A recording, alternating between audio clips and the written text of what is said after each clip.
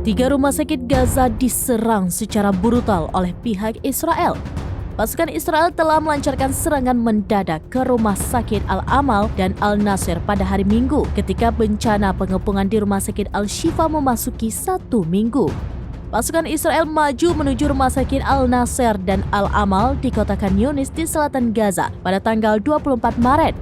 Mengepung kedua fasilitas tersebut ketika pesawat tempur terus membombardir kota tersebut. Pasukan dan kendaraan dalam jumlah besar tiba-tiba mengepung rumah sakit pada hari Minggu 24 Maret 2024. Bulan Sabit Merah Palestina menambahkan bahwa timnya berada dalam bahaya ekstrim dan tidak dapat bergerak. Mereka juga mengatakan mereka tidak dapat menguburkan jenazah salah satu pekerja mereka, Amir Abu Aisha, yang terbunuh oleh tembakan Israel di dekat halaman rumah sakit Al-Amal pada Sabtu malam. Ribuan pengungsi berlindung di rumah sakit Al-Amal dan rumah sakit lain di Gaza. Bulan Sabit Merah Palestina melaporkan cedera kepala terjadi pada salah satu pengungsi di rumah sakit Gaza Selatan pada hari Minggu.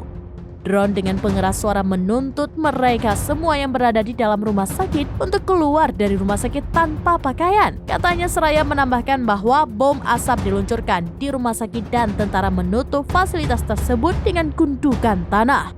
Israel melanjutkan pengeboman besar-besaran di Khan Yunis pada 24 Maret menyusul gencarnya serangan udara di kota itu sehari sebelumnya.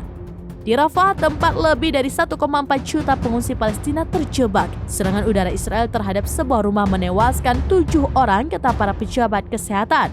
Baik rumah sakit Al-Amal dan Al-Nasir diserbu oleh pasukan Israel pada tahun ini dan pada akhir tahun 2023 sebagai bagian dari kampanye brutal yang dilakukan Israel terhadap fasilitas medis Gaza sejak dimulainya perang.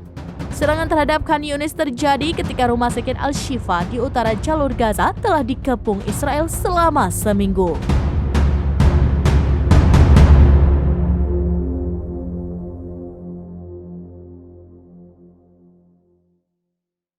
Download Tribun X sekarang, menghadirkan lokal menjadi Indonesia.